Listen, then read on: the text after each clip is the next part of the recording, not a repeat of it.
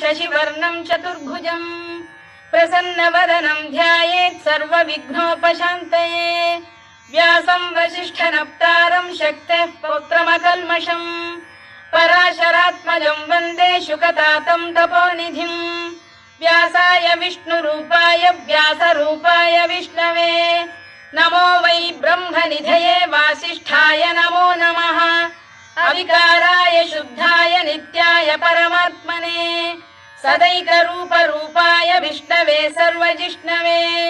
यस्य स्मरणमात्रेण जन्म संसारबन्धनात् विमुच्यते नमस्तस्मै विष्णवे प्रभविष्णवे ॐ नमो विष्णवे प्रभविष्णवे।